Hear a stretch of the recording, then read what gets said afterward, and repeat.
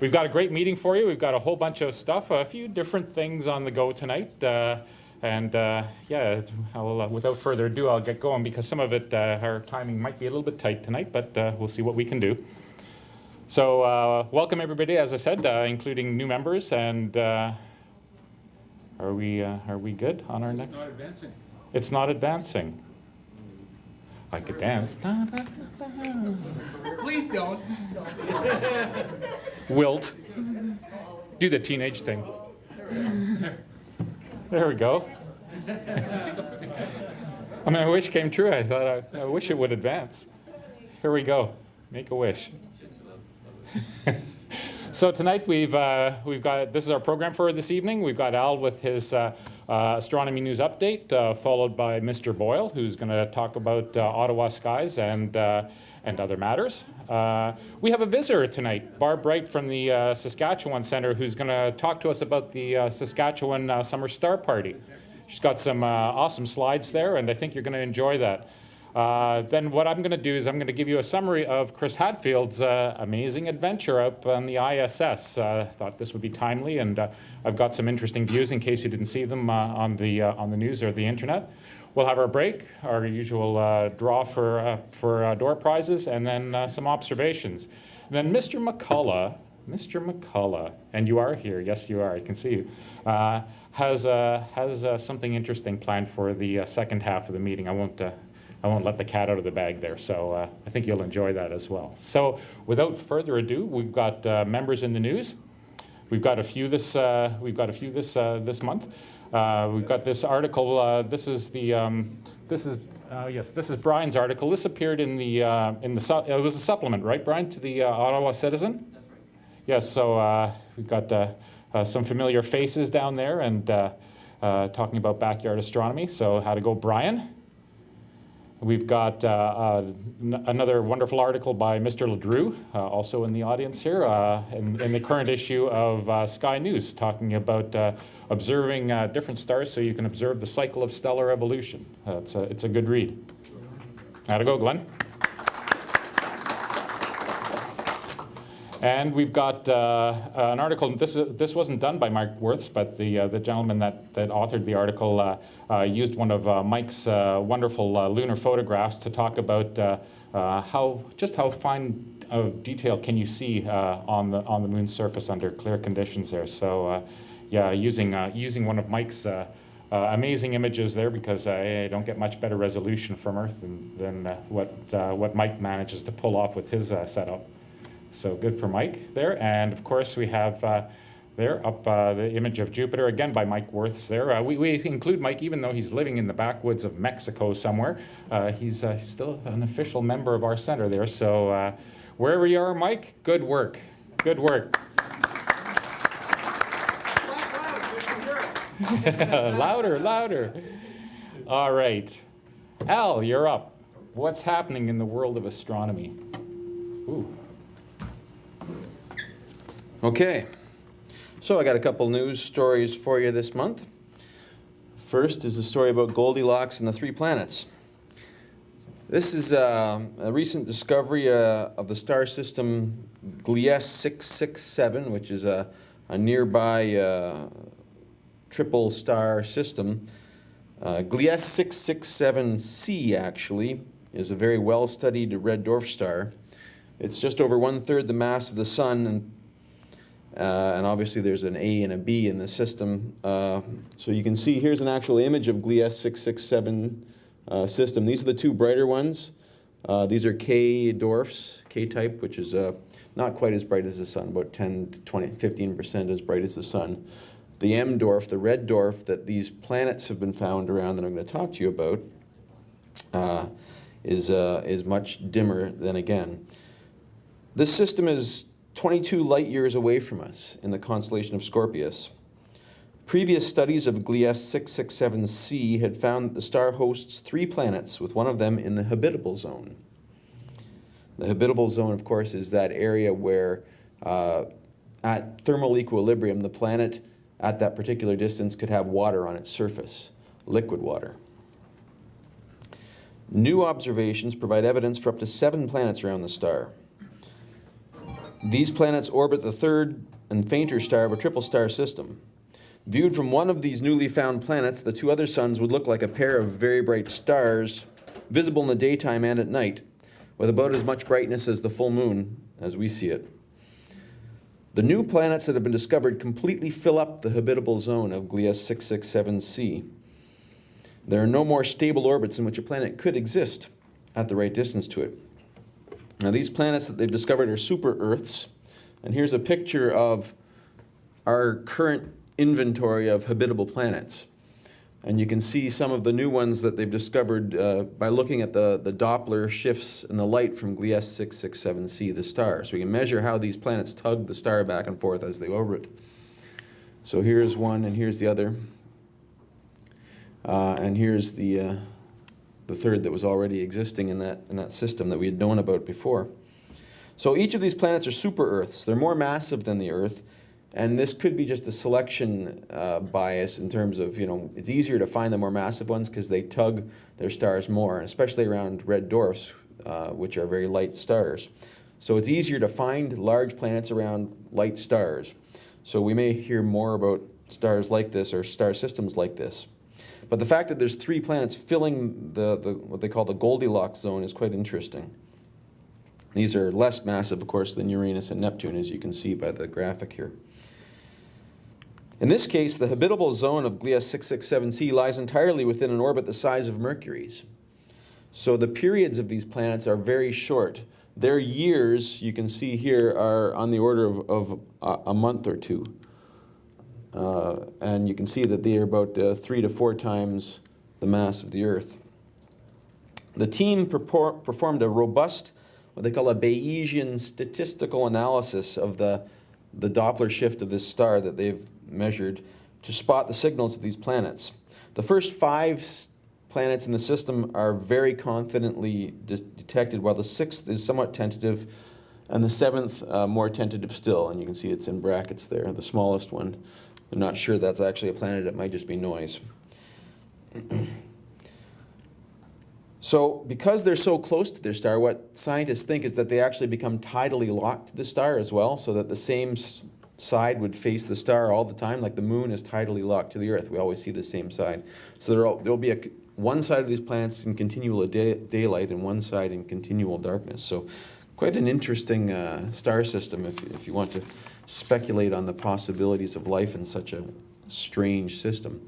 The 2 distant stars are about 260 astronomical units away, so they're very far away, and they orbit each other. And then this third star orbits that pair with its system of planets. My second item, the red dwarf Goldilocks zone is actually growing. A new study that calculates the influence of clouds on planetary climate doubles the number of potentially habitable planets orbiting red dwarfs in our galaxy. And these are the most common stars in the universe. This finding means that in the Milky Way galaxy alone, 60 billion planets may be orbiting red dwarf stars in the habitable zone. That's quite a bit. The formula for calculating habitable zone of alien planets where they orbit with the liquid water, as I mentioned before, has remained about the same for decades. It's just the thermal equilibrium, the amount of energy they get from the star and the amount of energy they radiate back to space. Calculated temperature, is it within the liquid range of water? Is water boiling? Is it ice? But this formula neglects clouds and greenhouse effects and things like that, which can exert a major climatic influence. This is mainly because it's very complex to model the effects of clouds on climate. They both have warming and cooling effects. At night, clouds will warm the planet by trapping infrared radiation that would otherwise radiate off into space. And in the daytime, the clouds actually reflect solar radiation away, so cooling the planet. The group actually did some climate simulations with several months of processing on a cluster of 216 networked computers to do 3-dimensional simulations of the climate on these different planets in different positions in the orbit, especially tidally locked planets. Because they're tidally locked, as I said, the same surface always faces the sun, or their star. Calculations indicate that the star-facing side of the planet would experience vigorous convection, and highly reflective clouds at a point that astronomers call the substellar region. So basically, in the point where the sun is always directly overhead, you're always going to have clouds convecting there if there's any water on the surface. And that will serve to cool the planet. So what happens is actually it extends the habitable zone closer to the star than otherwise would happen, enabling planets to sustain water on the surface is much closer to their sun. Interestingly, the James Webb Space Telescope will actually be able to verify these models once it's launched, hopefully later this decade, by measuring directly the temperature of these planets, looking at their infrared radiation. If the temperature looks cold when they're close into the star, you know you're looking at high altitude clouds rather than the surface of the planet. So there's a good possibility that this theory could actually be verified in coming years. And quite interesting for implications of the possibility of life in the galaxy. Thank you.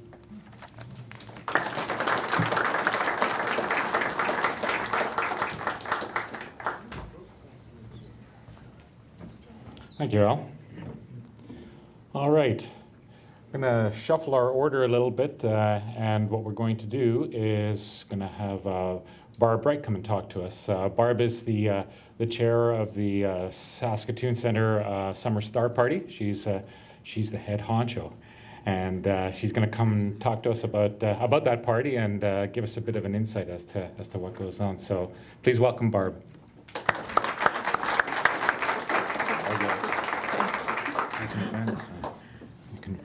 Or you can ask Chris to do it so that it advances. I'll probably just ask Chris. Okay. First of all, thanks for making time for me tonight. I appreciate that. This is our 17th year for the Saskatchewan Summer Star Party. And the dates this year are August 8th to 11th. And it's always been in Cypress Hills Interprovincial Park, which is now a dark sky preserve. And if you think it's Bald Prairie, well, it isn't. It's the highest elevation between the Rockies and Labrador. And partly because of that, there aren't many mosquitoes. Yeah. And the park now has built an observatory that they run. They have an astronomer in residence, and they have park personnel who run public star nights. So they've really developed the park because of us. And this year, the park is also having a dark sky festival before our star party. So they'll be having all sorts of astronomy-related activities for the public.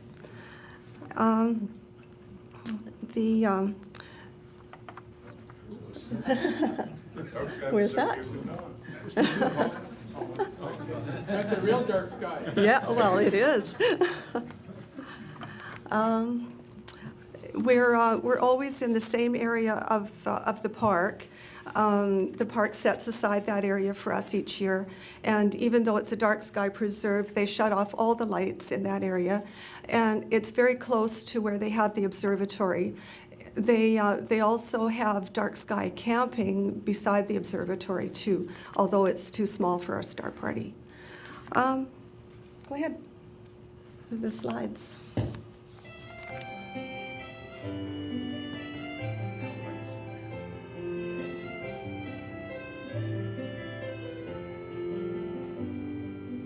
Blame it all on an old-time tune, heard across the field from afar. You can blame it all on the prairie moon.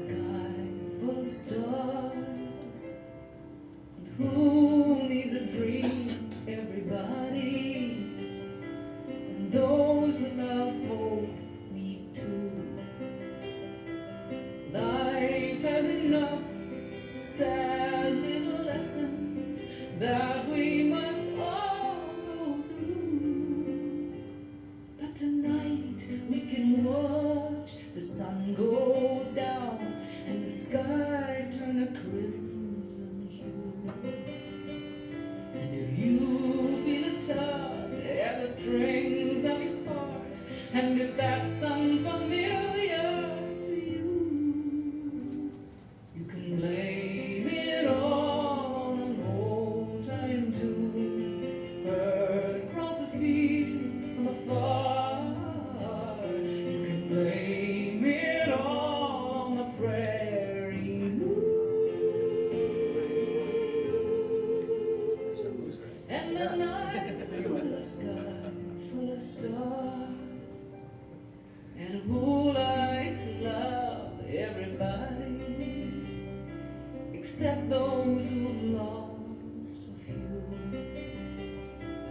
Nothing can empty the heart so fast as to find that your love's untrue.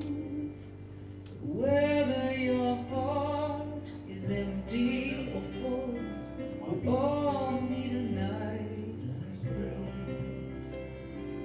Time to dance with a hint of romance, and if you take a chance on a kiss, you can blame it all on an old time tune heard across the field from afar. You can blame it all on the prairie moon and the night with a sky full of stars. 'Cause who wouldn't choose to go back to the time when your heart was a simple tune? And who wouldn't choose to go back to the time when you danced beneath an innocent moon?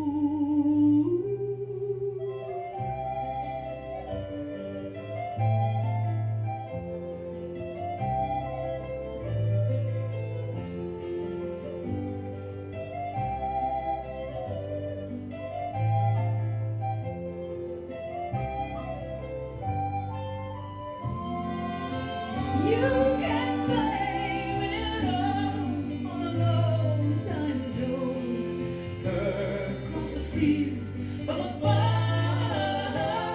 You can blame it all on the prairie moon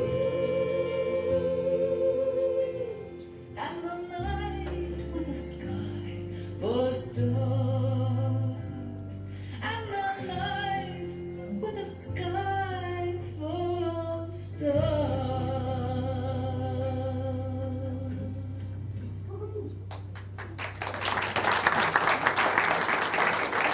That was wonderful. Does anybody have any questions for Barb concerning the Star Party? Yes. What's the chance of a cloudy sky there at that time of year? During the GA, it was pretty awful. It was our Saskatchewan Summer Swamp Party that year. But mostly the skies are amazing. Okay, Yeah, thanks. yeah. Yes? Barb, I registered for this, I'm going, but I Oh, thought good. the date was from the 7th to the 12th. Did that change recently? Most people do come early. The 8th is the Thursday, but there'll be things set up on the Wednesday. Yeah, I'll be there. Good. Way in the back? Julia has a question. Ask Julia. When is the Star Party gonna begin? When is it going to be? When is it? Party gonna begin? It's going to begin on August the 8th in Cypress Hills. Okay. Does that mean Gordon's going? There's lots of things for families to do there. And today is the last date for early registration, so get your email in. Great. Okay, That's it? Okay, thank you very much, Barb. all right.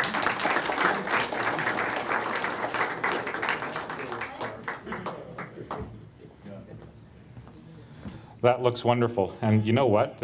Even though we have our annual Starfest meeting here in Ontario in the same time frame, I'll bet you your chances of clear skies are better than ours there. We've had a checkered record, let's say, with Starfest. Doesn't compare. Doesn't compare, not even close, right? Yeah, well, I saw your light pollution map. I'd say, yeah, you got that right. That looks great. All right, thanks again for coming and letting us know about that. That looks like a wonderful happening. All right, Mr. Boyle. Mr. Boyle's up. He's got a few good things for us, and without further ado. Thank you, thank you. Thank you, sir.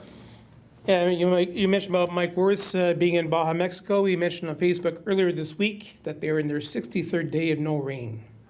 So, But cloudy all day, right? How cloudy? no, so he's hoping for no lightning storms because it's just going to explode. He's got lots of tarantulas, though. Lots of tarantulas, yeah.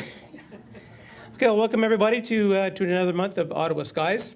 Just a few things on the agenda. So without further ado, we'll continue. The next new moon is dated for July 8th.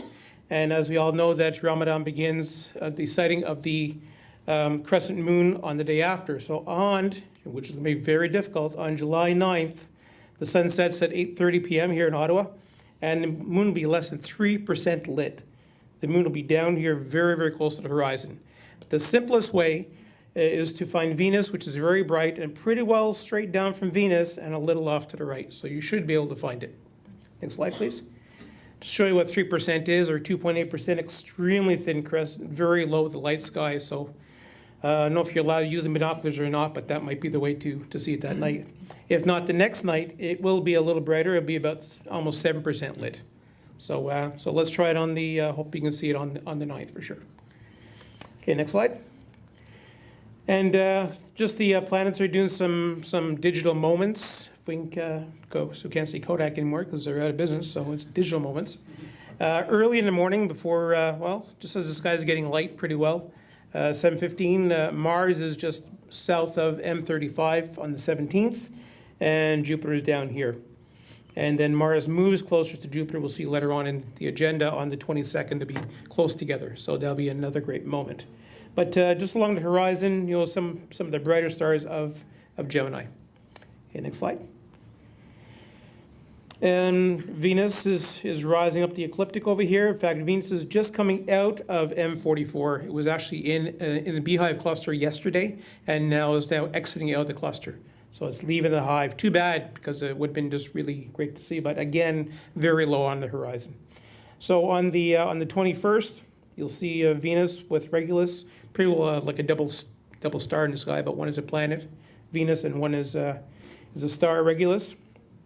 Regulus is it's about 161 light years away, and it's about 16 times brighter than the sun. So it's a massive star. And the Leo line is just setting, and of course the group of many galaxies is pretty much your last time to bag a lot of messy objects and great NGCs. Next slide, please. And stay aware, the sun is getting very active. Many auroras seems to happen when we're clouded out. We get the KP6 and KP7 auroras, which means that down lower and lower latitudes for KP7 is here for Ottawa. But again, some of these spots now are just turning around the sun. This was yesterday's shot on spaceweather.com, a great website to confer on what's happening with the sun. So let's hope that these guys will spew out some very nasty storms and give us a nice aurora display that we can all photograph and be happy at least once this year. Next slide. So here's our rundown of the planets. Of course, we just had Mercury in the western sky, but now it's in the eastern sky. Very quick. So on the 10th, it's going to be 20 degrees. Or sorry, on the 30th. And Venus is getting, as we saw, higher and higher up on the horizon. So just view Venus for the next few months. It's still pretty well a dot in your telescope. It's only once it reaches maximum elevation and then begins to round back that it actually comes between the Earth and the Sun, and then we get the very, very vivid crescent effects. But for now, it's pretty well just an egg. Jupiter's in the morning. Saturn is pretty well. You'll see rings. Who has still not seen Saturn yet? Well, hopefully we're going to have star parties this year, which we do have planned, and you'll be able to see Saturn in the sky. It's really something to see. The story is back to 1980 when I was going out with my wife and I was looking at Saturn in my telescope. She actually looked in the scope and actually thought that I had, like the cartoon when the picture's in front of the telescope. She actually went to the front of the telescope to look for the photograph, but it wasn't true, and hooked her since then and married 30 years, still going strong. And for Uranus and Neptune, well, who cares about those planets? Talk about giving her a ring. Ring, yes. Put a ring on it, put a ring on it. Next slide, please. And here's our lunar distances. Because we're going to have the thunder moon on the 22nd. Thunder moon. Again, this is from the Farmer's Almanac. Each month has the moon, just like the Hunter's moon, Harvest moon. Every month does have a moon. There'll be a test at the end of the night, so. Next slide, please. And of course, my monthly article I write for the national site of the RASC, so just go to rasc.ca. And my month for July, I'm actually speaking about our galaxy and some of the choice objects in the center of the galaxy in Sagittarius. Next slide. And of course, volunteers are always needed for public outreach coordinator and for the start party coordinator. We do now have dates set for the CARP Start Party. You just have to send the paperwork into Ottawa City Hall. So we do have dates secured, but we need someone please to come ahead and just volunteer, just to pretty well coordinate the members with their telescopes. It's not a 24-hour job, that's for sure. It's just to have one person in charge, a go-to person. So please come see myself or Chris or Paul, and we'll chain you to the desk. Next slide, please. And that's it for this month. Thanks for coming.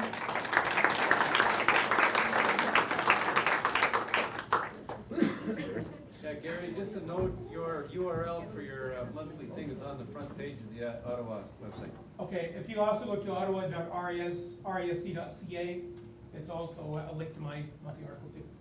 And Chuck updates the links. Thanks, Gary. One addendum, quick one to Gary's summary for the month. Today, our planet is at aphelion, so we are at our farthest distance from our home sun, and as a result, we receive about 3.5% less solar insolation than we do when it's January. We actually get more sun infalling on the Earth in January. Yeah, I know it doesn't feel like it, but anyway, aphelion day. There we go. All right, I prepared a presentation here in light of Chris Hadfield's excellent adventure up on the ISS, which just ended in May. Chris did an amazing job. Talk about the adventure of a lifetime. I mean, Chris is a longtime astronaut. He actually just announced his retirement, but he's been up in space several times, including on missions to help assemble the ISS. So we wanted to pay a bit of a tribute to him and the excellent work that he did, because he really did an outstanding job in terms of doing outreach. Maybe, hey, Gary, maybe we could get him as an outreach coordinator. What do you think? That'd be awesome. He's unemployed, yeah. Yeah, he's unemployed, that's right. Yeah, not for long, I bet. Wrong news story. That's a different news story.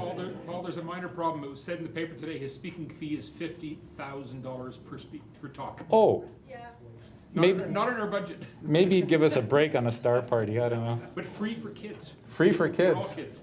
All right, Gord. Bring her and 27 of her best friends. All right. Does that count? All right. So Chris spent some time up in the ISS. Lucky dog. He managed to spend 5 months up there on this beautiful state-of-the-art structure there. This is our most sophisticated thing that we've ever launched into orbit. The ISS is close to 1 million pounds in weight, about 450 tons.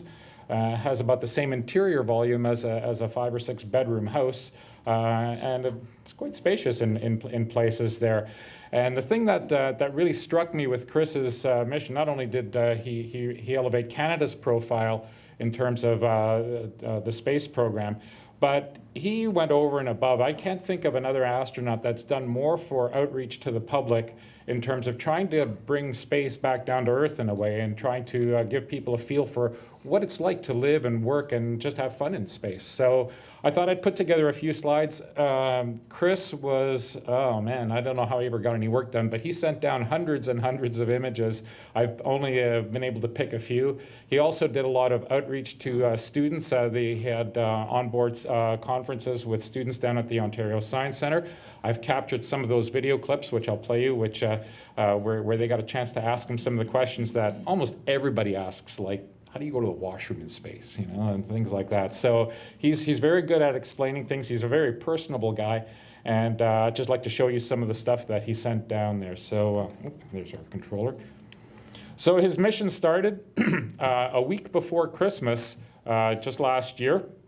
Heck of a time to go for a 5-month journey, but I guess you have to take these opportunities when you can get them. He got a rocket ride in a Soyuz spacecraft. As you know, the Americans ended the shuttle program, so right now if you want to get up to the ISS, you've got to stick your thumb out and speak Russian.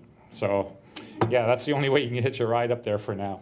So the Russians, because they were major contributors to the space station as well, have made their facilities available, and that's how we get up there nowadays. So on December the 19th, the Soyuz capsule carrying Chris and 2 other astronauts blasted off from the Soviet launch facility and started its trip up to the ISS.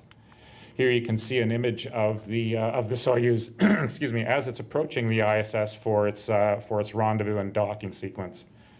You may have heard in the news a few days ago about a Russian rocket exploding. Did anybody see the news clip of that? Yeah. Fortunately, that was a different type of rocket. So yeah. The Russians have been building these Soyuz capsules and their boosters. Basically, the design has been unchanged in about 15 years or even longer, perhaps. So they've got that one down pretty good. It's like a good, solid Russian tractor, you know. But the rocket that exploded was a newer generation, the Proton, and fortunately, it was only carrying 3 satellites and not 3 people on board. So yeah, they've got a few bugs to work out on that one. But here's the Soyuz on approach, and there's Chris on his first day there, looking very comfortable already, floating around in the interior of the ISS, looking very happy to be there, and speaking to space geeks in front of me. Who wouldn't be? Who wouldn't? You forgot to mention that he also piloted the Soyuz. Oh, did he? Yes, that's right too. That's right. Yeah, you gotta play with the toys while you can, right? So. As I mentioned, his liftoff was just a week before Christmas, and they did manage to celebrate Christmas, as you can see up there. There's the contingent of the crew that was up there, the 3 newbies, including Chris, and the crew that was already up there, and they did their best to make it feel like Christmas. As you can see, they hung the stockings with care up here above the hatch, and even managed to get a little Christmas tree going there. And I'm sure Chris is singing Christmas carols there. He's got his guitar in hand. So yeah, it's nice to see bring a bit of Earth up with you to the station there. And there he is modeling some of the latest leisure wear that today's fashionable astronaut wears up in the station. That's actually a G-suit that they use, part of a G-suit that they use for their exercises. Also, the suit that he was wearing on his trip up to the station in the Soyuz pressure suit there. I love the signs up there. Yeah. Fortunately, there's not a lot of cops up there in case you decide to step on it a bit. All right. Chris, as I said, Chris did a number of really cool experiments up there. I particularly like this shot. This is, as you can see, Chris is in behind there, and basically what he did there is he took a bubble of water and placed it in front of his head. And up in space, because it's a zero-G, actually a micro-G environment, when water is not in a container of any sort, it takes the most compact form that it can, and that's a sphere. And so he just let this bubble float in front of his face and had the picture taken. And of course, it acts like a lens and reverses the image there. So there's Chris inside out or upside down, depending on how you look at it. rather interesting. Here's Chris, yeah.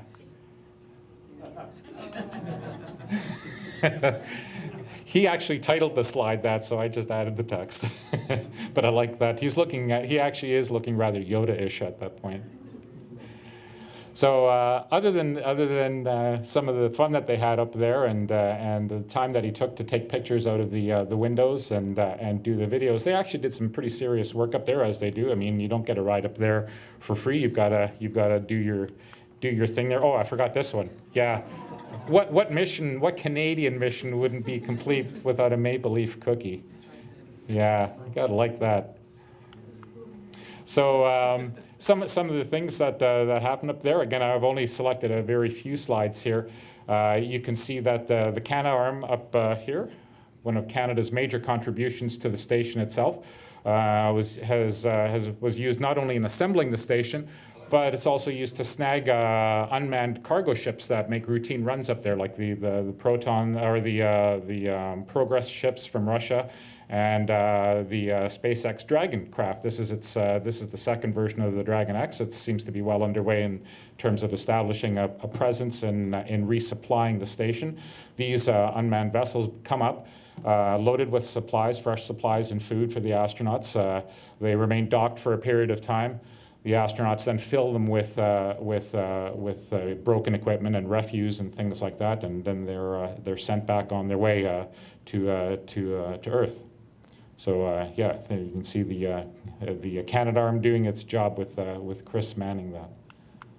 He also assisted in some of the EVAs that the astronauts performed while he was up there. And the station is a complex piece of equipment. There's always something to fix or repair on it, and you've got to maintain it. It's $100 billion worth of spacecraft, so you really don't want to lose that anytime soon. You can see a couple of the astronauts doing EVAs up there. This is Chris, the space plumber. He was actually working on some of the plumbing systems up there, and was also involved. They actually did have a bit of a problem while he was up there. They had an ammonia leak in the station. Ammonia is a critical component up there for providing cooling to some of the systems that run hot up there. So if you lose your coolant, it's like your car losing its water out of the radiator. At some point, things are going to go very wrong. So they managed to get that under control. So yeah, never a dull moment on the station. He also did this. He also spotted something rather interesting. One of the photographs that he took spotted that little guy, which he called a bullet hole in one of the solar panels. Apparently a small micrometeorite ripped through one of the panels there and created a little hole there. And as he said, he was just glad it didn't come through the hull. I mean, the hull of the station is hardened to a degree. It can take some strikes, but certainly nothing too big because, yeah, otherwise it would have been too difficult to assemble. It would have been too heavy. So it was built to take the small stuff that we know is up there, and I guess a lot of calculations were done to figure out the average density of materials that are floating around up there that potentially could do you harm, and they designed the station accordingly. But it doesn't take a lot of mass to create a bit of a mess there. I remember seeing one image of a close-up of one of the windshield panes in the space shuttle, and they figured that a grain, something about the size of a grain of sand, had hit that windshield and carved out a little crater in it. And they figured that hit the windshield with the same energy as a bowling ball moving at about 100 kilometers an hour. So yeah, I wouldn't want to get hit by that. So yeah, space is a dangerous place to operate for sure. Ouch, yeah, ouch indeed. So some of and I had a hard time choosing the images that I thought I'd show you there. He just sent back some spectacular imagery there. I mean, a lot of astronauts have done that in the past. He seemed to be very good at catching the special views there. This, for instance, is a frozen lake high in the Mongolian highlands there, and quite a striking contrast there between that and the desert region and the mountainous region there. This one I put in for you, Brian. He called this a dragon cloud. Yeah, you can see it. Yeah, it's a nasty looking thing. He looks like he's hungry. You can see the wings there and the tail. Yeah, dragon cloud. I like that one. Cities at night. If any of you, I'm sure many of you have flown in an aircraft and have touched down at cities at night there, just to see the city approach, even from the height of a commercial jet airliner, is quite breathtaking. But seeing it from orbit is something totally special here. This is actually Cairo, and the Nile. The Nile Delta working its way down through there. So quite spectacular. Cairo is a very populated city. It has about 2/3 the population of Canada in a very small surface area huddled around the Nile River. So spectacular image. I like this one, Mount Fogo. This is a volcano off Cape Verde. And again, it was the color of the water and the contrast that struck me. And he must have been nearly directly overhead when he took that image. Quite a striking image. Certain Earth views there with the solar panel of the station, views of our home world. What I like about Chris, obviously, is he took a lot of Canadian pictures. Yes, you can see southern Ontario here, the Great Lakes, Lake Huron, Lake Erie, Lake Ontario, Toronto down there, Ottawa right about at the edge there. So a lot of pictures from home. You certainly all recognize that one, Lake Ontario. Recognize that one? Cape Breton, right on. Yeah, nice view of Cape Breton. That one's easy. Gaspé, beautiful shot of Gaspé. I love that. The definition there, and he just caught it so nicely with no cloud cover. It's beautiful. Any guesses on that one? Home turf, right? So we've got Ottawa up here and Montreal down there. This one, I love this one. Any guesses as to what that is? Looks like an aircraft contrail. That's exactly what it is, aircraft contrail. It's a demonstration being done by the snowbirds. Is that Canadian or what?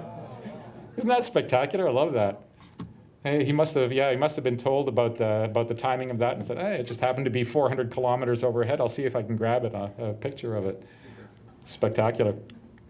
And what would be Ottawa, right? Ottawa and Gatineau there. I had to put that one in there, and you can see the silhouette of the Ottawa River looking through it. But look at the clarity of that. I mean, you can identify the highway and individual streets with that. That's just gorgeous. Beautiful, eh? See the Prime Minister waving. Yeah.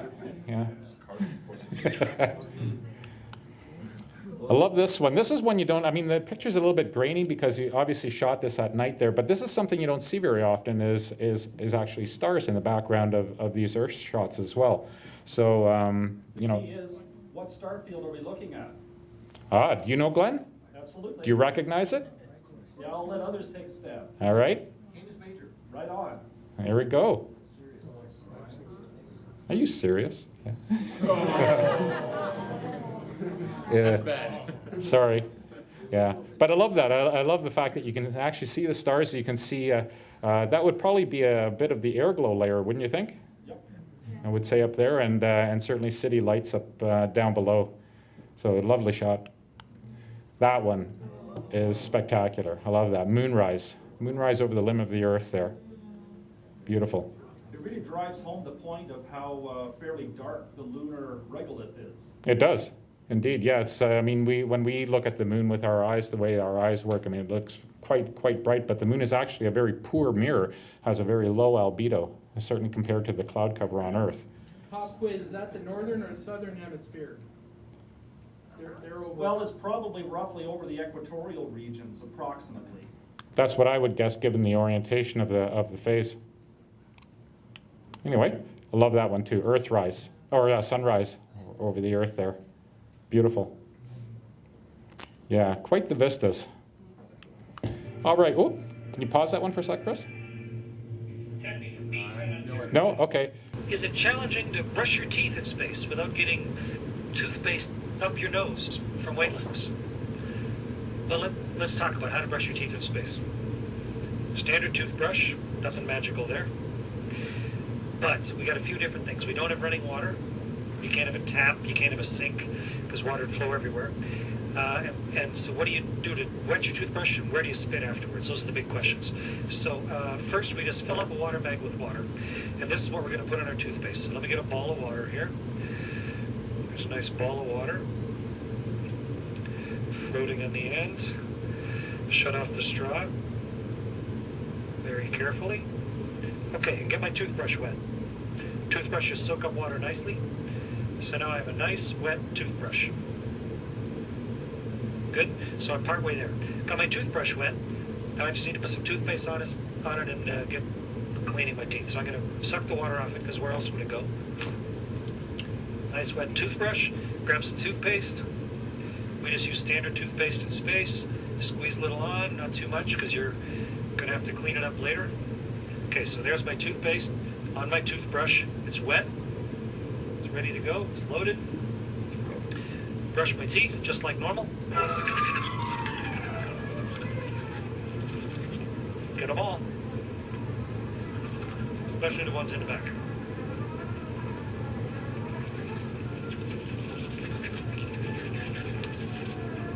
You should brush your teeth for about as long as you can sing happy birthday. That should be long enough.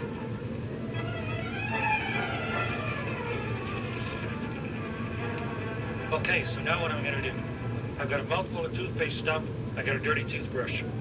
So what I do is I just swallow the toothpaste. It's edible, won't kill you. And what else am I going to do? Put it in a rag and have a dirty rag? Doesn't make any sense. So in space, you don't swallow your toothpaste. It leaves my toothbrush just a little bit dirty, so I need to find where my water went and rinse it out.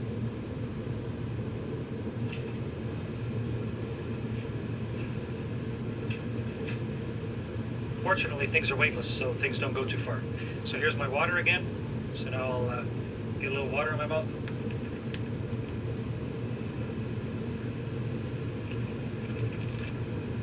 Rinse out my toothbrush.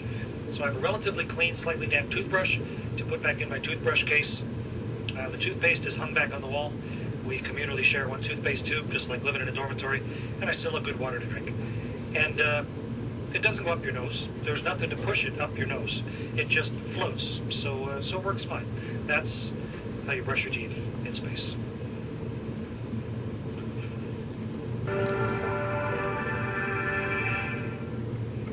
Hello, my name is Ayla. I'm in grade 9, and my question for you is, do astronauts ever get sick or ill aboard the ISS?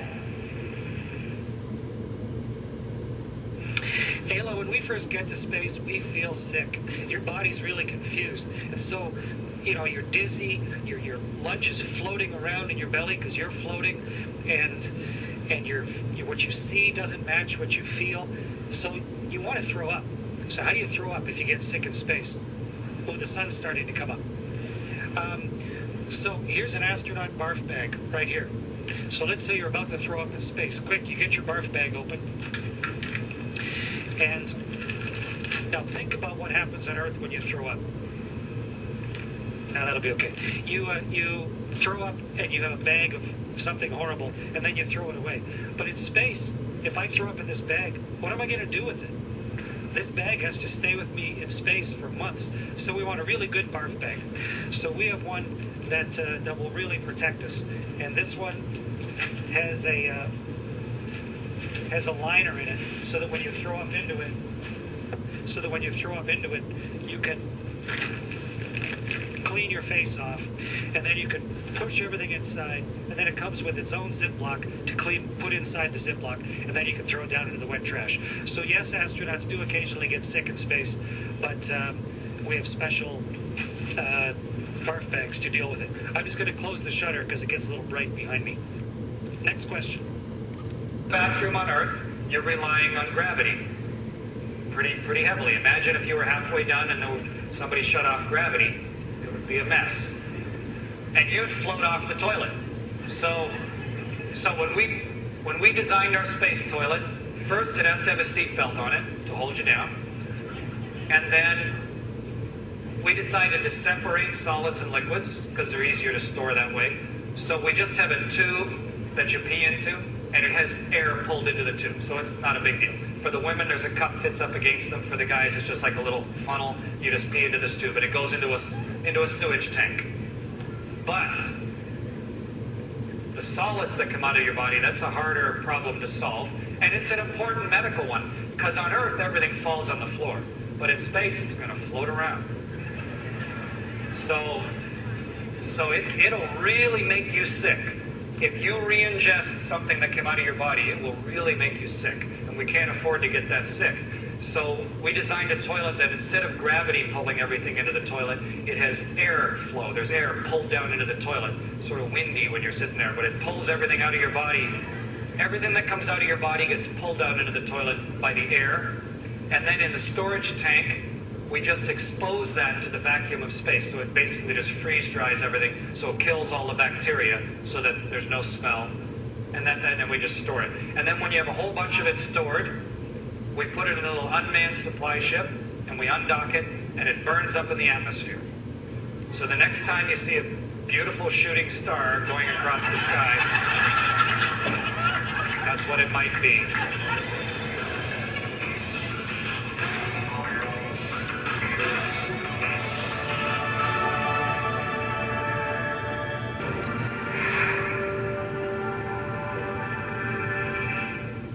The question is, if you get a cloth dripping wet without gravity and you wring it out, what's going to happen? What will happen to a wrung out cloth? So, and I had to use equipment that was here on board the space station. We may have the coolest washcloths ever here on the space station. I'm going to show you. Here's one of our washcloths. And it's packed. It's put down into this little tiny hockey puck so that it saves space. But when you open up a hockey puck and you pull out your washcloth, this is the one I'm going to use for the experiment today.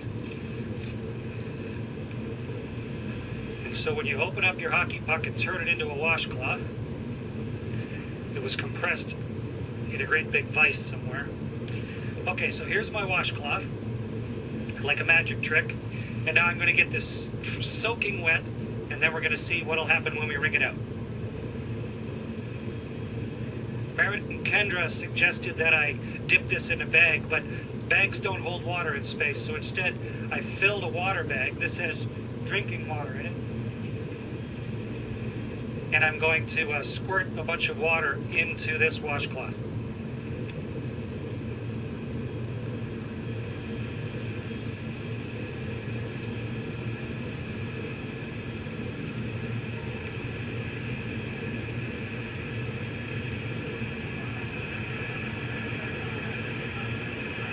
Okay, so here's a soaking wet washcloth. Get the microphone so you can hear me while I'm talking. And now let's start wringing it out. It's really wet.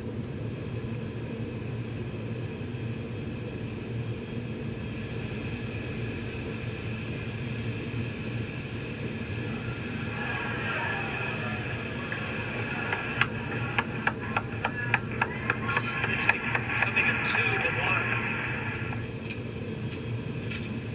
The water's all over my hands. In fact, it rings out of the cloth into my hands. And if I let go of the cloth carefully, the water sort of has it stick to my hand. Okay, so the experiment worked beautifully.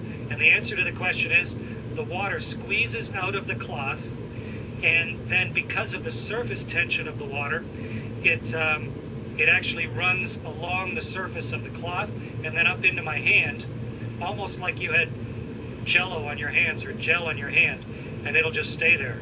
Wonderful moisturizer in my hands. And the cloth doesn't really unravel itself. It just stays there floating like a dog's chew toy, soaking wet. Great experiment, worked perfectly. Meredith and Kendra, congratulations. Great idea.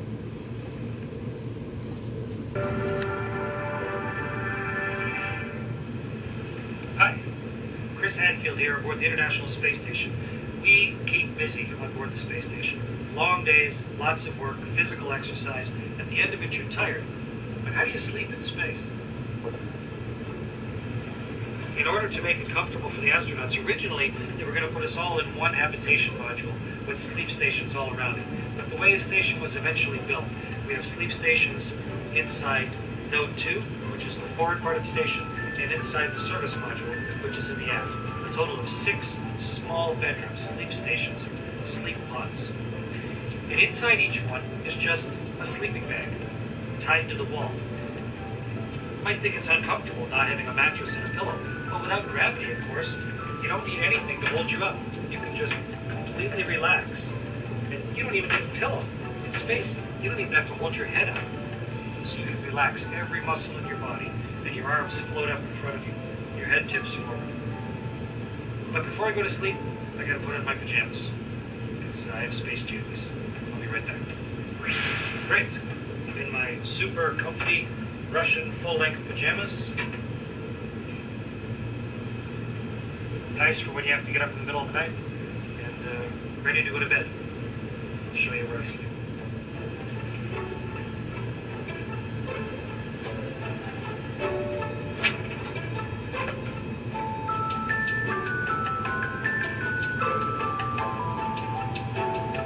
This is my sleep station, my sleep pod. This is where I spend up to 8 hours every day here on board the space station. It's actually on the floor, but once you're inside, you just can't tell.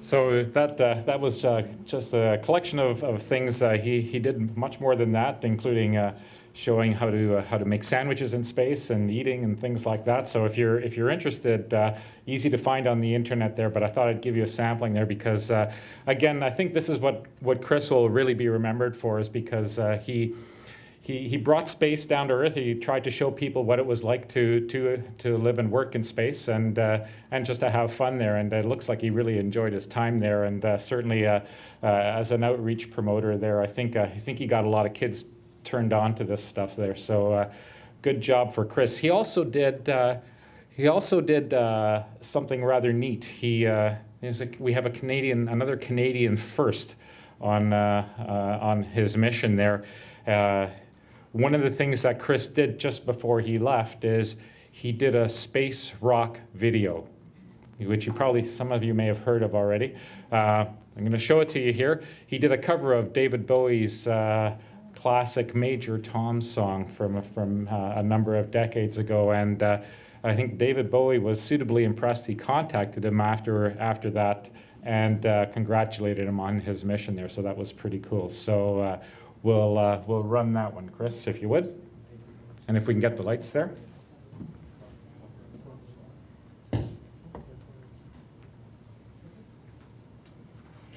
Sorry for being so direct, but you've been obese for a long time. Friends and doc. That wasn't part of it. Try a different way.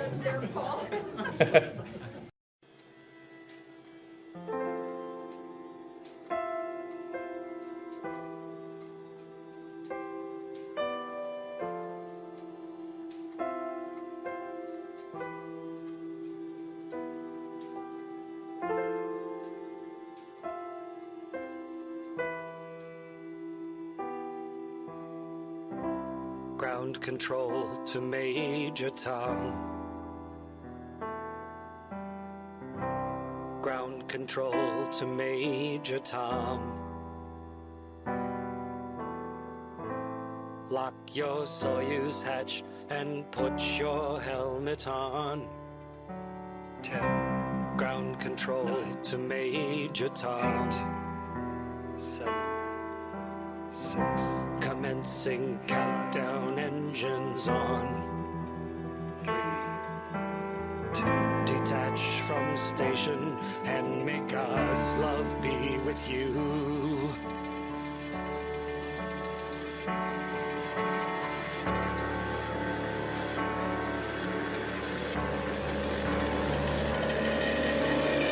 This is ground control to Major Tom. You've really made the grade, and the papers want to know whose shirts you wear. But it's time to guide the capsule if you dare. This is Major Tom to ground control. I've left forevermore, and I'm floating in a most peculiar way, and the stars look very different today. For here am I sitting in a tin can, far above the world. Planet Earth is blue, and there's nothing left to do.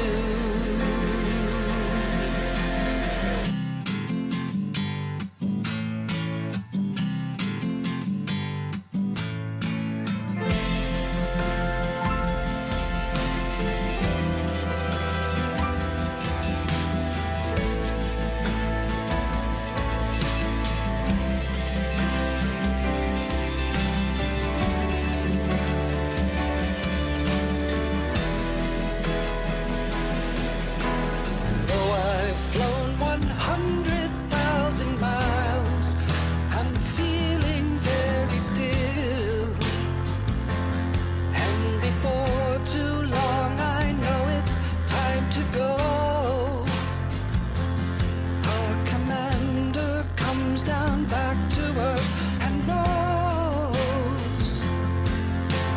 Ground control to Major Tom, the time is near. There's not too long. Can you hear me, Major Tom? Can you hear me, Major Tom? Can you hear me, Major Tom? Can you hear? Am I floating in my tin can? A last glimpse of the world. Planet Earth is blue, and there's nothing left to do.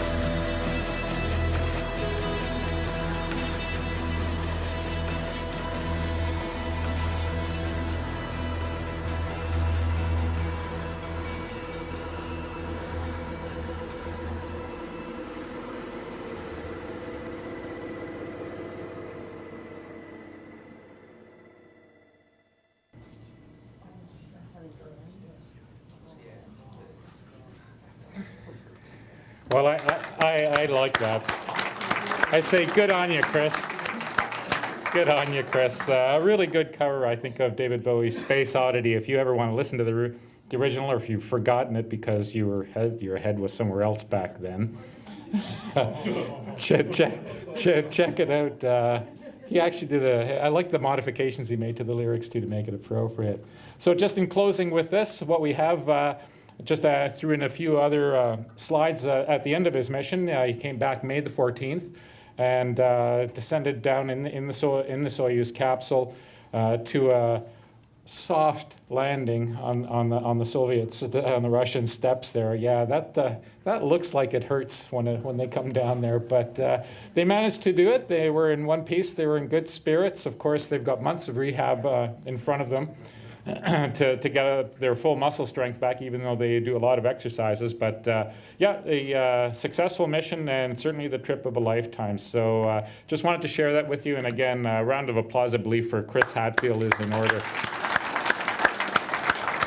All right. Okay. Good selection, Paul. Thank you. I want to add too that Commander Hatfield was tweeting all these photos to Earth. Yes. He's just shy of 1 million followers. Shy, yeah. And I heard that his cell bill was in excess of $1 million. Yeah, some serious roaming there. All right, observation reports. We do have some.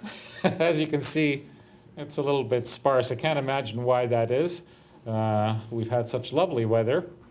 Hopefully that will change in the next little while, and we will get some weather that's worth using. So I've got a few, but we also have a submission by a newcomer to the RASC. Prajesh has just recently joined the RASC, and he had a few images that he talked to me about last month, and I said, well, come on and share them with us, and come up and tell us what you've got. So Prajesh, are you there? Aha. And Prajesh is our new Star Party coordinator. No way. Yeah. Oh. Well, you know how to make a good first impression. If you want to advance them yourself, it's that one there. Otherwise, you can just ask Chris to advance them for you. Hi, my name is Prajesh, and I recently joined the RSC at the Ottawa chapter. Astronomy is something new to me, actually. I actually got interested through some astrophotography. I took some star trail photos a while ago. Can we? Did you put them in reverse by accident? The order you gave. Oh, okay. Then we'll just. It's just in reverse order here.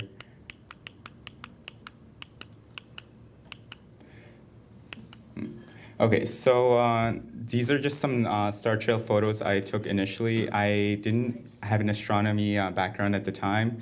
I just took these out of pure interest, just for the scenery and aesthetics of it. This was down at the Ottawa River.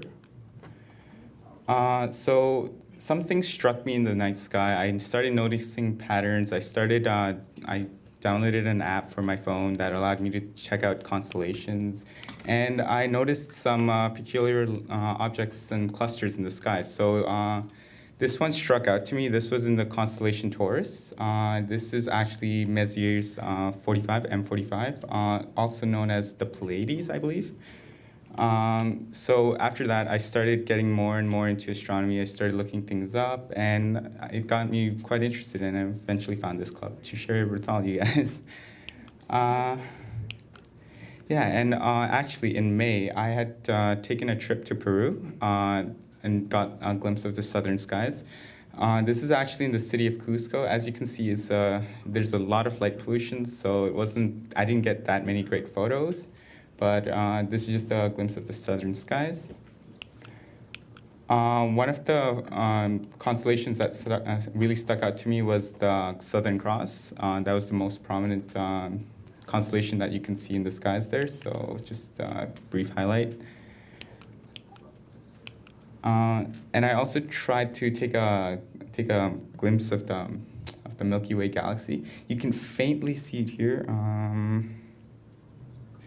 Just along the center over there, just along here. It's very faint, but again, due to the light pollution, I didn't have that great of a photo. And towards the end of May, I was actually able to capture the planets too, the Mercury, Venus, and Jupiter along over here. This is also, again, down by the Ottawa River. And just a closer up view. So thank you, guys. What camera and lens were you using? I had a Nikon D5000, and I was using a 300 millimeter telephoto lens. I believe this was at somewhere around 200 millimeters focal length. Okay. So that's about it. Thank you.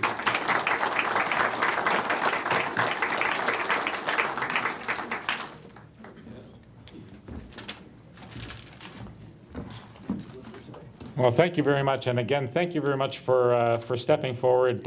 We really we were in dire need of a coordinator there, so I think you'll have fun with that.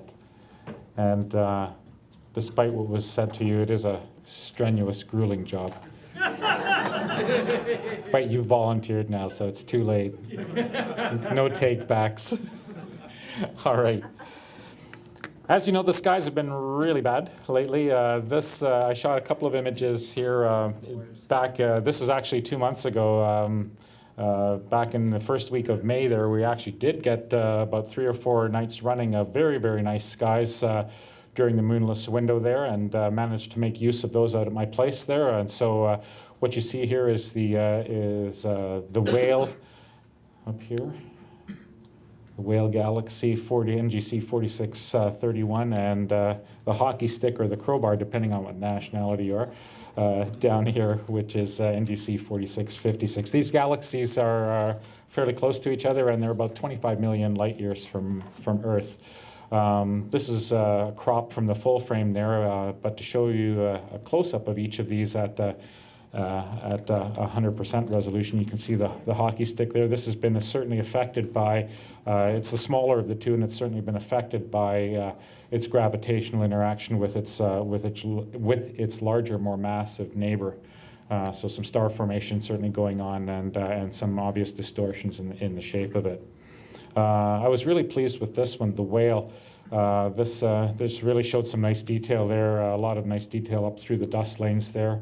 It's got a 12th magnitude dwarf spiral companion there, and yeah. Is that an actual gravitational companion? Yes, it is. Yeah, 12th magnitude there, and actually in the previous, oops, the previous one there. Can you see it? You can't see it on the close-up there, but there's a little 16th magnitude PGC galaxy in there as well. So it was a very clear night, very stable, and got some really nice results from that evening. The other one I have for you is that one, is that's M17, the Swan Nebula. Now, certainly a lot better shots of this, but I wanted to show you this because actually just in the last couple of weeks, I finally got my permanent observatory up and running, and this is one of the first shots that I did from the observatory there. The thing with this shot that I was surprised that it came out as it did, because this was shot about an hour after the beginning of astronomical dawn, and so I was quite surprised that it wasn't totally washed out, and it's also only a single 2-minute exposure. So stay tuned. If we get some clear skies, hope to show you some pretty striking views now that I don't have to spend an hour and a half setting up my telescope every time I want to take a picture. So that's what I've got for you this month. Here we go. All right. Thank you. All right. You good to go? So hopefully we get some clearer skies, and please feel free to send us your observations. And without further ado, and I'll let him explain what he's going to do here, Mr. McCullough. Thank you. All right. I didn't recognize you. I know, I didn't recognize myself. What's with that, eh? And a haircut too, wow. Yeah, has anybody seen my hair and my beard? And I look in the morning and I look in the mirror and I don't even recognize myself.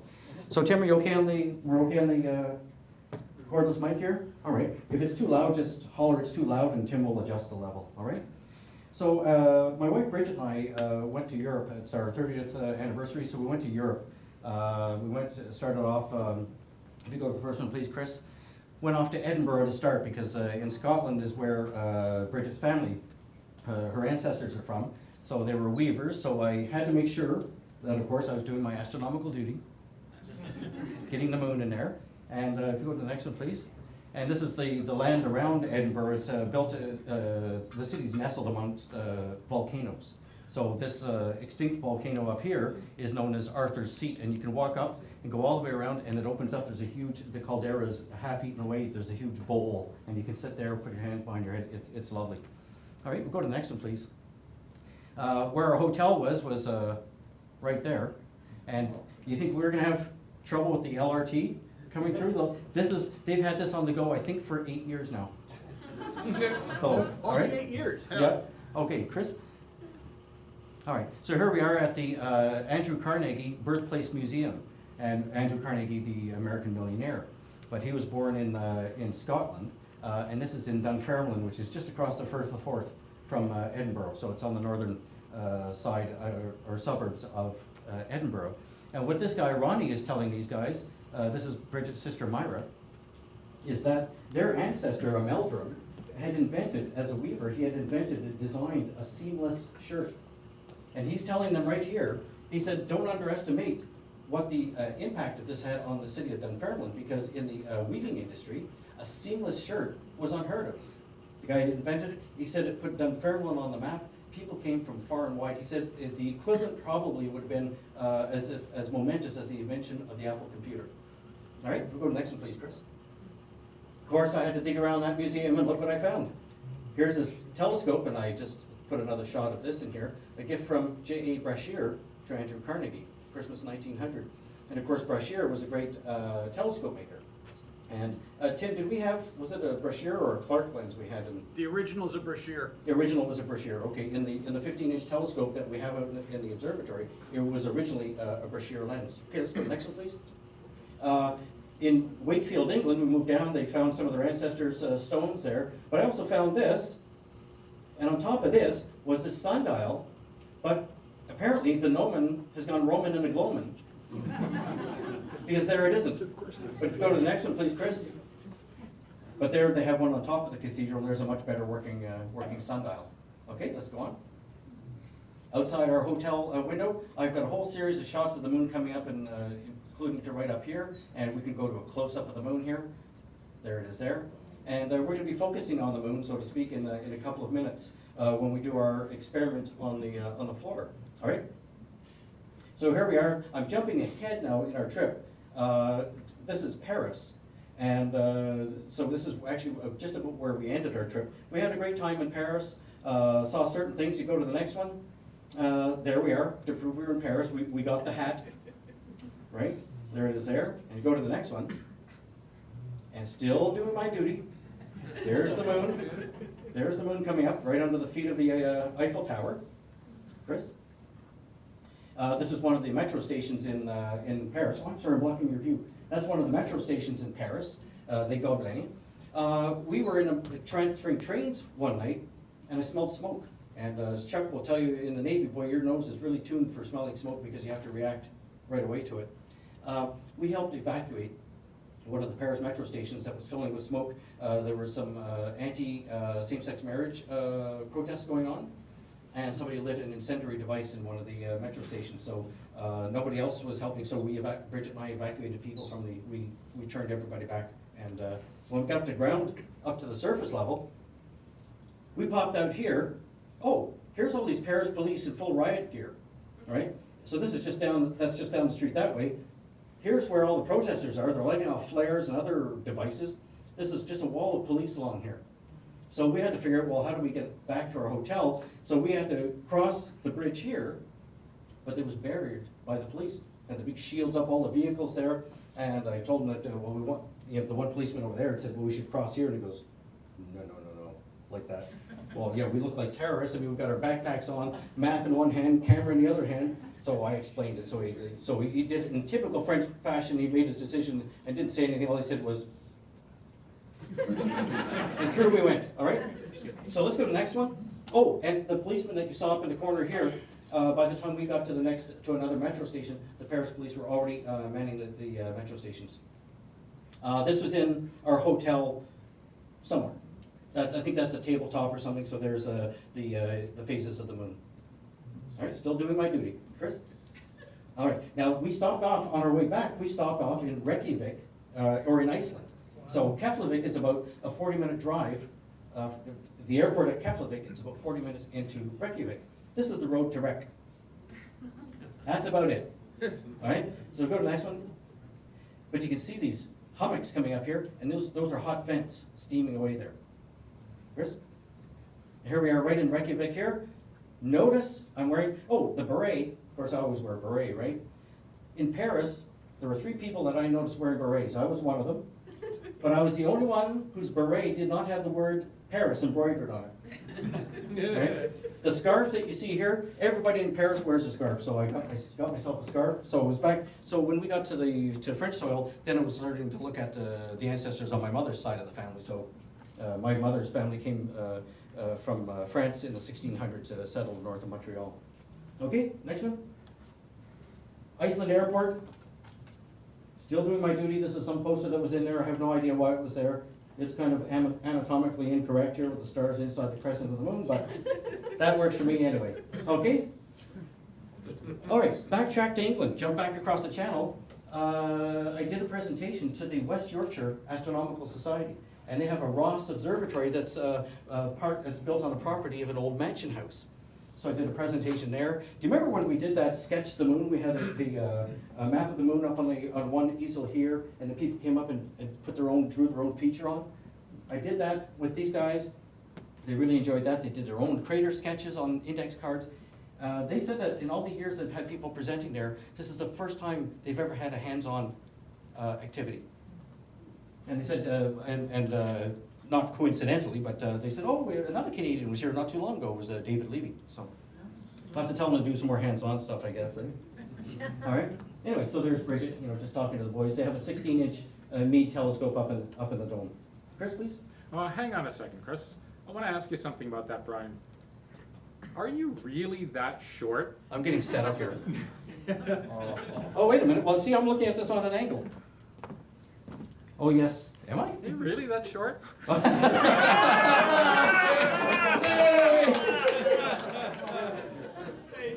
Brian? Grow? Yeah. Well, this guy is these two guys are policemen.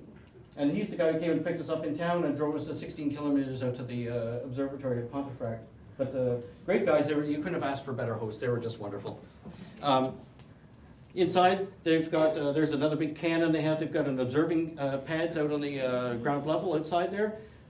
Big binoculars they can wheel out, and a little computer station. The reason they have the computer station set up there is for people to go and they can process their images, but for people who can't climb up, it's a very narrow ladder to get up to the upper deck of the where the telescope is, and they need to have something for people who have mobility issues to have a place where they can participate as well. So I thought they did a crack-up job with this. All right, so here we are. This is Molly. She was helping me, just like you guys are helping me tonight. Her name is Molly. She's got a very nice English accent. And they thought I had a very nice Canadian accent. So this is the crater Clavius. People are sketching on their cards. All right? Chris, we'll go to the next one. And this is the experiment that we did. This is, what we're going to be doing is, what we did there is a meteor impact experiment. All right? And this is what we're going to be doing here tonight. Now, the reason I like doing hands-on activities is because, you could do this in a computer and simulate everything, but I look at this as a kind of a high-tech computer simulation without the annoyance of a computer in the process. All right? All right. So just to set the scene on this very quickly, if you have a map of the moon, and we saw images of the moon before there, and you get, There we go. right? You get some dark areas, you get some light areas. The light areas are all the highland regions of the moon. The dark areas, these are the huge impact basins. This is where chunks of meteorites, some asteroids, comets have blasted in and blasted out these huge impact basins. So they were like giant empty swimming pools. And about 300 million years later, we're talking 4.5 billion years ago. And about 300 million years later, as the moon was heating up inside, liquid lava bubbled up through the cracks in the floors of these things and filled them up, flooded them up, and cooled and solidified. So this is all basalt right here. So these are the fairly flat regions of the moon, which is why the first Apollo astronauts in Apollo 11 went over here. Can you guys see over there? They went over here because it was a relatively flat part of the moon. All right, so what we're going to be doing is we're going to do a little experiment here. Julia, are you going to come and help me still? Do you want to come and play? Yep, go ahead. Okay, oh, just a sec. All right, that's fine. All right, so what we're going to do is we're going to make it a bit easier for people to see. We've got a video cam here that's going to videotape what's going on here and put it up on the screen at the same time. And I'll have our helpers here to come and we'll do the experiment right here. If anyone wants to come up on the side, you can watch from the other side of the screen or from in behind. It's feel free, if you can't see from where you are, come and stand behind and it'll be great. Okay, so here we go. Is this all the light we can get on here, Tim? Please? Well, that's better. All right. Okay, so what we've got on the go here, the way I set up this experiment, I put a disposable tablecloth, a party tablecloth you get at the Dollarama. I've got aluminum pie pans here, filled with flour, and what I've done is, normally this experiment is done by sprinkling cocoa on top. But I can't eat cocoa, I can't eat chocolate, and I was doing this experiment so many times I was ingesting way too much chocolate from the impacts. So I had to change things up, so I started putting colored paint in. You guys can come on over if you want. Is the good lead-filled stuff from China? Oh yeah, this is the best. So I'd rather ingest the paint than the cocoa. Okay, so we've got it up on the screen there. All right. So what we're gonna do? So what I've set up first is this is the land before time. And you know how we can tell that? Because we see the trees here that the guys have set up, and also these dinosaurs, all these dinosaurs that are around here. So we know it's the land before time. It's a time when dinosaurs roamed the earth, right? So we're talking 65 million years ago. The time setting on this simulation right now is 65 million years and 28 seconds ago. 65 million years and 28 seconds ago. And we know what happened 65 million years ago. There's a huge comet that came flying in and crashed into the atmosphere of the Earth and caused a huge shockwave to go down into the ground. And it even shocked all the Earth. And what we have here is, you'll be able to see this afterward, it's a shatter cone. So the force of the impact rearranged the molecules in the rock into striations like this. Do you see the stripes going down there? That's just from the impact, all right? Now, do you remember Alan Hildebrand? Dr. Alan Hildebrand, when he was president of the Ottawa Centre just before I was. And when he left, he gave me a sample. He was a planetary geologist. He'd gone to southern Colorado, and he found a chunk of exposed rock from the Cretaceous Tertiary boundary, all right? On one side of the geological boundary is the time when dinosaurs roamed the earth. And on the other side of it, the more modern side, you never find any dinosaur fossils, okay? So something had happened. So he brought the rock back to his lab, sliced it up like a loaf of bread, and he gave me a slice, and he gave you a slice too, eh, Gary? Yes. Yeah. So what we have here is, and you'll see this too, there's a seam of coal, all right? There's mud, and there's shale. So the shale at the bottom is Cretaceous shale. So this is from the Cretaceous period. This is a time when dinosaurs roamed the earth, right? And up here, this is, what did I say? Coal. I wasn't quizzing you, I forgot. It's coal from the Tertiary period. They never find any dinosaur fossils in anything more recent.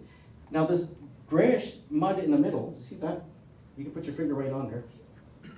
Put your finger right on that part. The reason you're putting your finger on that part, okay, just feel on there. Julia, right on that part.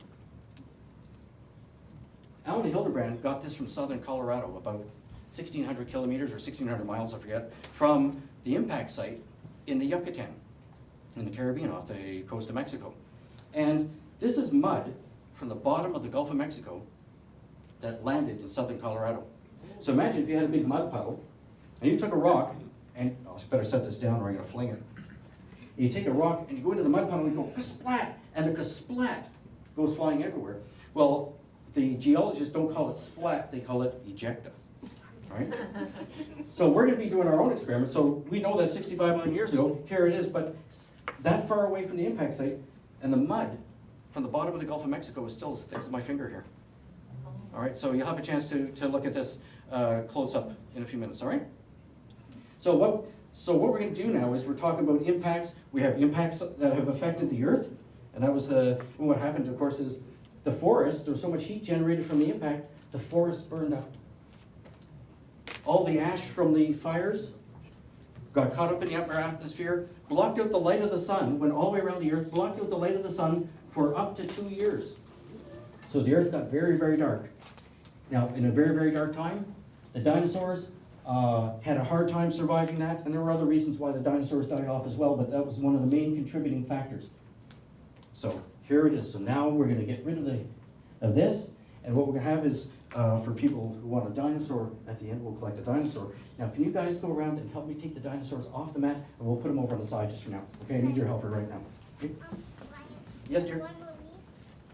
What's that? Can you walk on and pick it up, please? Go and pick up all the dinosaurs. Can you walk right on the mat? Just be careful with the pans. Good. You guys are doing a good job. Okay. Oh, the tree bit. That's what it is. Can you collect some dinosaurs for me here? Julia, can you take that? Collect that one. All right. Okay. Put all the dinosaurs. Just put them off on the side, out of the way. Anywhere out of the way for now. Okay. Okay there. All right. Good. All right. Here we go. We're going to start our impact experiment, except now, through magic, this is no longer the Earth in the time before dinosaurs roamed the Earth. This is now the surface of The moon. the moon. All right? All right. So here we have our pans. So now what we're going to do is we're going to do impacts here. To do the impacts, we need little mini asteroids. And we'll start. Sure. Take one of these, please. Take one of those, please. Oops. Oops. I'm going to drop that. Can you grab that? There's one. Give that to Julia. Okay, here we go. Now what we're going to do, the way we'll do this, is we want to be careful because not to mess up the paper too much. But you can come and stand on the paper a bit, find a spot, and shoot it in. Okay? Find a spot, shoot it in. Give it a good one. Go ahead, Julia. Good. All right. I think I might have created a volcano. Created a volcano. See, now here's a perfect description. Now I've done this 1,000 times, nobody's ever described it like that. And when somebody describes it in a new way, it makes me see things in a new way, gives me new information. This is fantastic. So what we've done here, like on each one of these, where you can see the dark ones here, the impact happened. The colored paint, I use the colored paint for a reason. One of the main jobs of a planetary geologist is to determine the relative order of impacts, the relative order of events on the surface of the planet. By using the colors, we can see now when we get these ejecta going here in a couple of minutes, get a few more impacts going, you're going to see that maybe there's blue here and red now is on top of it. Well, if a red is on top of blue, we know that the red event happened after the blue event, right? And when I was in England, I wasn't sure they'd be able to get the powdered paint. So I went into the grocery store and I went looking for anything that will, with a bit of color to it, that will fly. So what I've got here are, shouldn't be eating chocolate, these are Cocoa Puffs. But anyway, these will be like boulders. So I tried some of these, so I'm gonna sprinkle a few of these on. Maybe we'll put them in here. I've got some smaller bits. I'll just add a couple of little bits around. Anything however you want to do it to dress up your set a bit. And what we'll do is we'll see how these things fly in a second. All right. Now, all right. I feel very guilty eating that bit of chocolate. Let's take, this time, we used little marbles the first time. Take a larger one, 2, 3, 4. Let's go again and give it a good impact in there. Just watch you don't fling it. Shoot it hard, shoot it hard. Good. Give it a good one. Whoa, do you see that? Oh, do you see that going out there now? Oh, do that one again. It landed. That landed in the very same hole. Go ahead. Wow. So now I'm starting to see the color going over there. All right. So we'll leave all those things in place just at the moment. I'm going to move this one out of the way because I've got something I want to show you. So now we're starting to see some ejecta here. And I'll show you something about that in a second. So obviously the larger the impactor, the bigger the impact, right?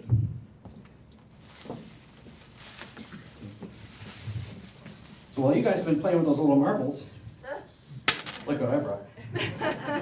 Look what I brought. Now, you know what I would suggest? Stand back. All right? Just stand over there a little bit. Can you see? I'll drop this one. You ready for this? Countdown. Ready for the countdown? Yes, ready.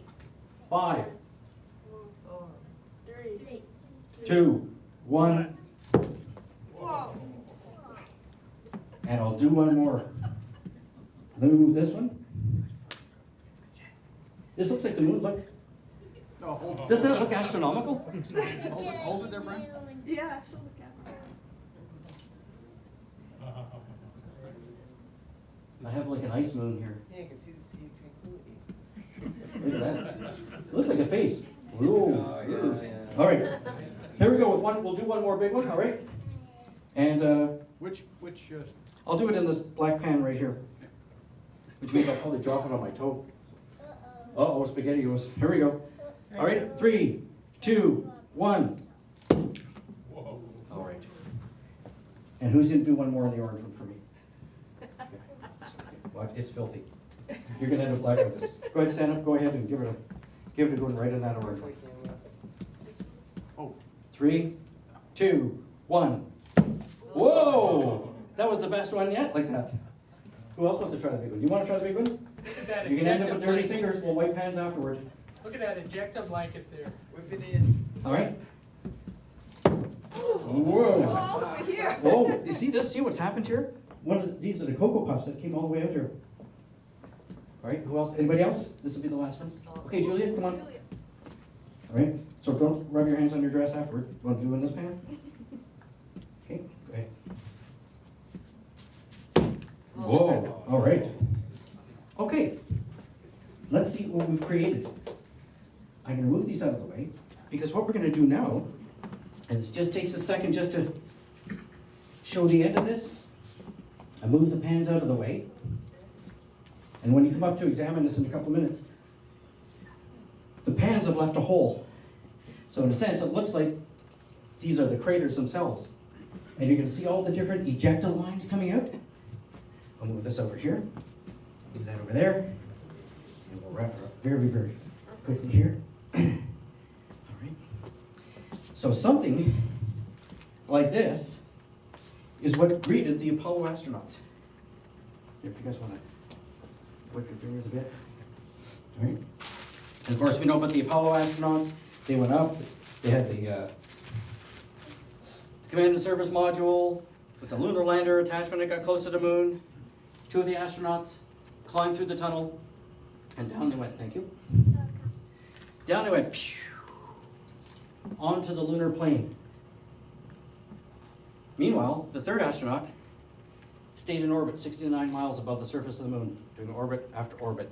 And people had always asked me, well, would you like to have been landing on the moon? Not me. This is where I wanted to be. I wanted to be flying the CSM, flying the command and service module, being ready for, let those guys do their explorations, make sure that they've got a safe spacecraft to come back to, and do the science from space, because the later missions opened up a bay full of cameras. All right. So then they went exploring. Here's an oversized astronaut. I'll leave his helmet off for the moment. And they went exploring, and what they didn't realize was, as they're going along, their uniforms, their nice white uniforms, picked up all the lunar dust. So they got all black. But then when they climbed back into the lunar lander, ready to take off, they dragged all this dust inside with them. So just the top part came off when they blasted back up into space. But because all the electrical panels were exposed inside, they were trying to reduce weight, so they got rid of all the aluminum backing covers on the electrical panels. And when they dragged all this lunar dust inside, and it was everywhere. And they were afraid maybe that's going to get into the contacts. So they were able to blast off the moon anyway and rendezvous safely. All right, so that's more or less how I interpret that. That's kind of the speed dating version of this, but this is kind of how it goes. Any questions about this? Anything at all? You're having fun, aren't you? Yeah. All right. So just before, so in a couple minutes, you'll be able to come up and have a look at this. And I brought ladies first. Here's an asteroid for you to take home. All right, asteroid for you to take home. Whoops. Asteroid for you to take home. And would you please choose a dinosaur for yourself to take? So you can remember. There you go. All right. Okay, you guys can either sit here or you can go back to your seats, whatever you want to do, that'll be fine. Thank you very much for your help. Thank you. You're welcome. Yeah. Okay. Good demo, Brian. Okay, thank you. So, will I do the last? This is really fast. Oh, you want to do the whole nother time? Is that for next time? What's that? Good job, Julia. It's 2 minutes. Okay. Okay. Go for it. if I can beg your indulgence for 2 more minutes, I just got back from the General Assembly in Thunder Bay, the Royal Astronomical Society General Assembly, and it was held at Lakehead University in Thunder Bay, and it was a pretty good event. Some good presentations that went on. Well, I should just show you a couple of slides. I see Chuck and Jillian are here. They were at the GA as well. I wanted to finish off your past talk with that slide over again. Yeah, make a wish. Yeah, my wish would be, I wish I didn't see that, yeah. Yes? One question. In the Yucatan, considering that the violence of the impact, how come there aren't any mountains down there? I drove my motorbike down there and it was flat as a pancake. Maybe it flattened them. The impact site is actually half on the land and half in the water. And in fact, people thought the impact site that they could tell, that they could discern, was too small to cause all this havoc that we've talked about. But Alan Hildebrand was a Canadian planetary geologist. He's out at the University of Calgary now.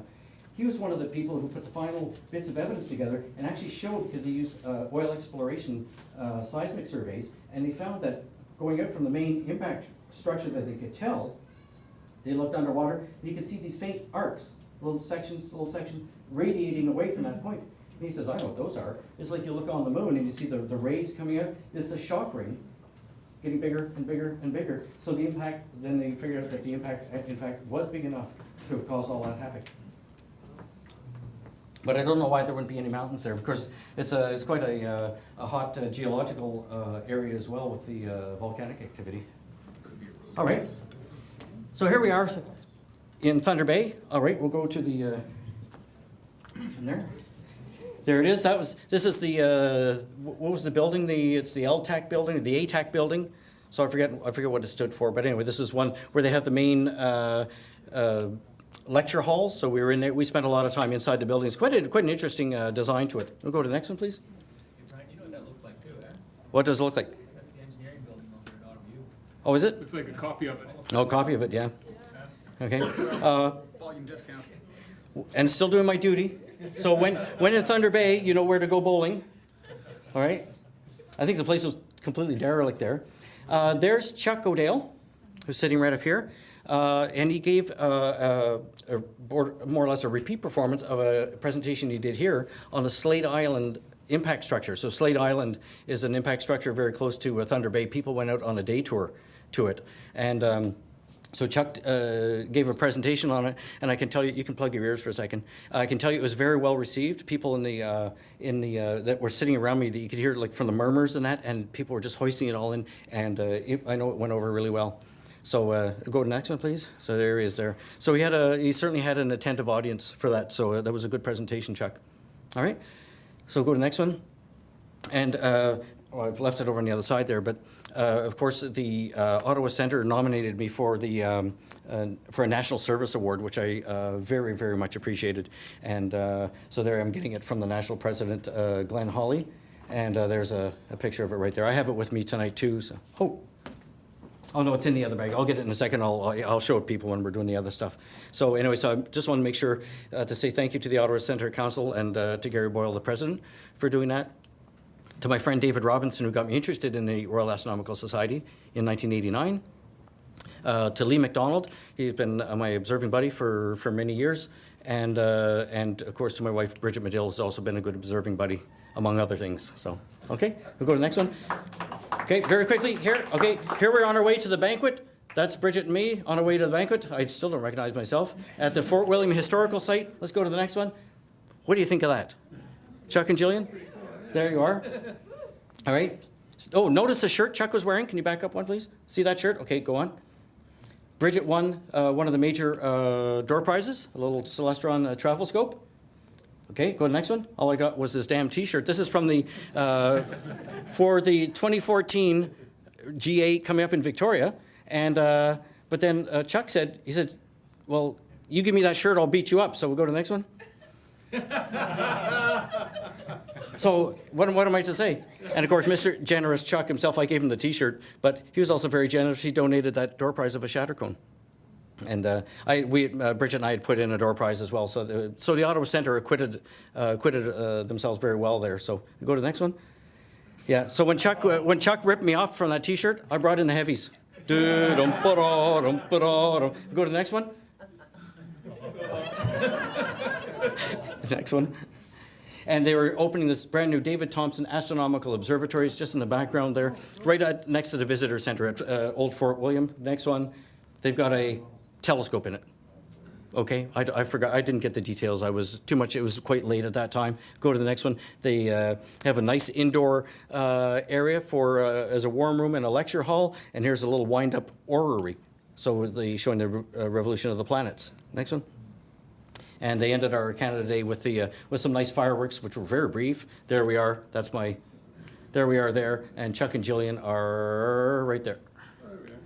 All right, that's it. Thank you very much.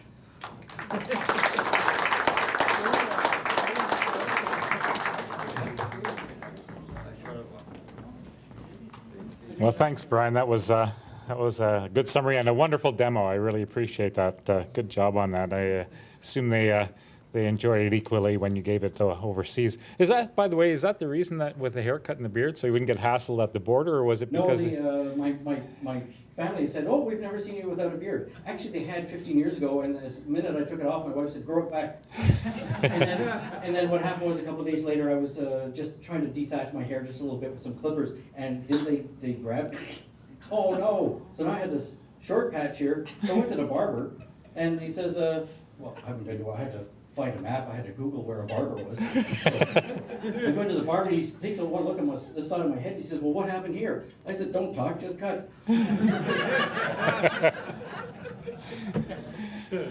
I'm glad I got some pictures of you tonight, Brian. I don't know if I'm going to see that again. All right, thanks. That was wonderful.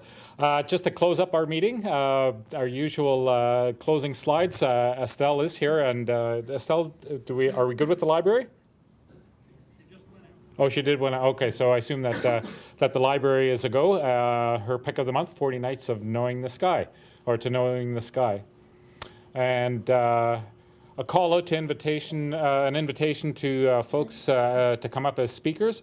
We certainly welcome any and all suggestions. In fact, I got one from John Wayne tonight, so I'm going to hold you that one, John. Got that? Right, next month.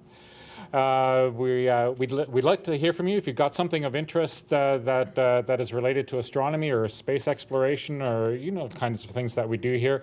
We'd love to see you come up, especially folks that haven't done that before. It's a lot of fun. We can help you with graphics or to put presentations together if you're not familiar with that. So please feel free to contact Chris or myself, and we'll get you going on that. So yeah, hope to hear from some of you, that especially some folks that may have been thinking about it but haven't done it before. It's a lot of fun, and we don't allow any tomatoes to be thrown in the auditorium there. So yeah, we're good. One more door prize. Oh yes, we have one more door prize. Just in closing, again, Estelle is out there with the library. Al's around. Art and Ann Fraser are at the front. You can talk to them about membership or cards, and also partake of coffee and goodies out there. And the rest of the museum is closed, to remind you, and we do have our usual gathering over at Kelsey's for those of you that are so inclined. So glad you could come out. We had 76, a light crowd tonight there. I guess summer explains a lot of that. But again, we want to thank everybody for that helped put our presentations together tonight, and also to the museum for hosting us. Brian has one more. Is it just one more? Yep. So okay. Just pull a. I'll let you do that. Let you do that.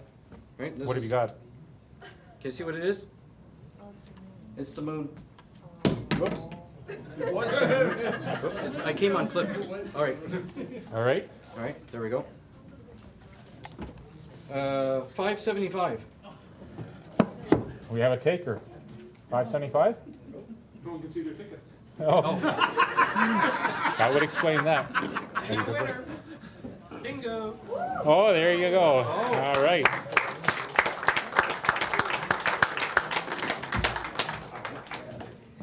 Super. Thanks, Brian. I think that's solid enough. You did well. Great, thank you. Super. All right.